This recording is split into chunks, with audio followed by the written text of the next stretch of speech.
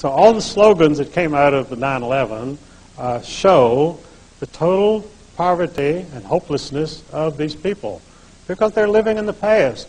They cannot face the future, and the future belongs to America. And we will have the future if we exercise our responsibilities.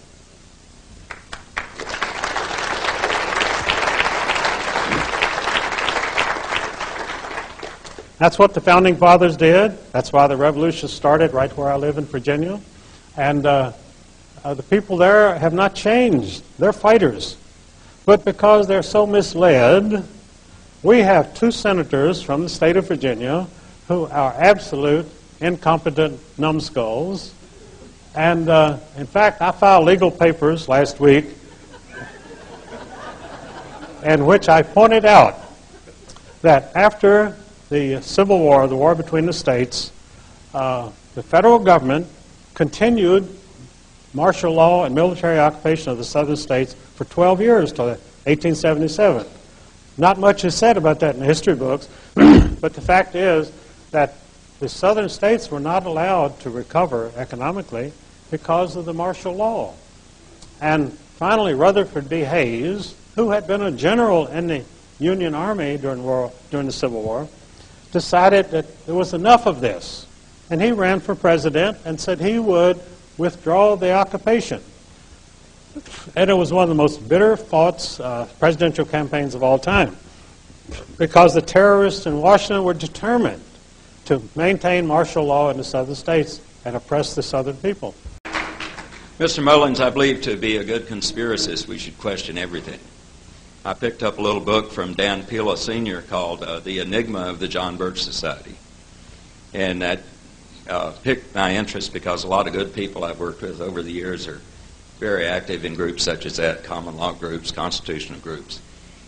And in this little booklet it said that Robert Welch sold his candy company for several times the value of its worth to, it was bought by Rockefeller. Not sure which one, but in a sense then Rockefeller money founded the John Birch Society. Do you have any knowledge about that or comments about it? And if so, would that not make the John Birch Society very suspect in the Patriot movement? Oh, I certainly do. In fact, I know personally that Nelson Rockefeller organized the John Birch Society because, no, this is true. I know 2 people were at the meeting where he organized it and agreed to buy the Welch Candy Company, which didn't belong to Robert Welch, it belonged to his brother John. Robert Welch had a candy company, which had gone bankrupt during the Depression, and his brother John hired him for his candy company. And what Nelson Rockefeller agreed to do was that National Biscuit Company would buy the Welch Candy Company and make Welch independent so he could devote all of his time to the John Birch Society. That was a deal. It was a straight business deal. And his brother continued as a director of Nabisco. And today, if you look in Standard & Poor's, you'll see that John Welch Jr., Robert Welch's nephew, is still a director of Nabisco. So that was all arranged. And Revelo Oliver, one of the founders of the John Birch Society, who was a good friend of mine, told me that Nelson Rockefeller maintained a $250,000 rollover account at Chase Manhattan Bank so that Welch could meet his payroll. And whenever he drew on that, Rockefeller would replace the money. So Robert Welch was simply an employee of Nelson Rockefeller. Thank you very much. My question is, you mentioned something about working, I believe, for the Joe McCarthy Foundation? The McCarthy Foundation, yes. Is that Joe McCarthy? Joe McCarthy, yes. Okay. My question is, was he slandered? Was he framed? What's the real story about Joe McCarthy, and what was your work in the foundation? Well, the gentleman asked about Joe McCarthy. Joe McCarthy today, whenever he's still mentioned in the press, he's the most hated man in America, reviled. They call him a monster who destroyed people's reputations, but they cannot mention a single name that he... Actually, many people founded their professional careers on being attacked by Joe McCarthy. They were promoted at the universities, they got good government jobs, because it was almost a recommendation, if you were attacked by Joe McCarthy, that you must be a communist, and therefore you were acceptable in our government. And I have maintained for years that Joe McCarthy turned back the tide of world communism. He did this because he attacked communism where its strength was, which was not in Moscow under Stalin. It was in the halls of Washington, in the halls of government. And because he attacked it at its source, that's why he's so hated today.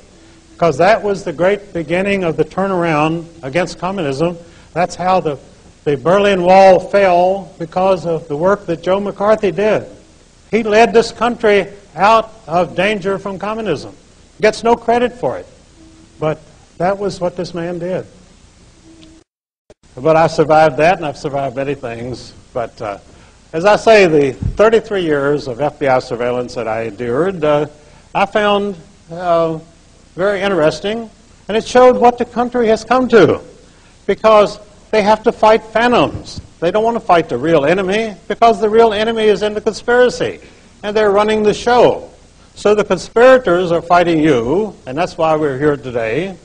And in fact, I think Brian may have overlooked, he thanked a number of people about making this meeting possible, but I think he missed one, and that was Dan Rather. I think that you wouldn't even come here today if it wasn't for Dan Rather lying every night, and you have to come here to find out what's going on.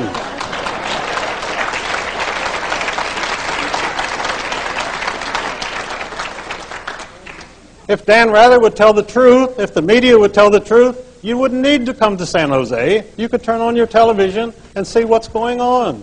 Bring you up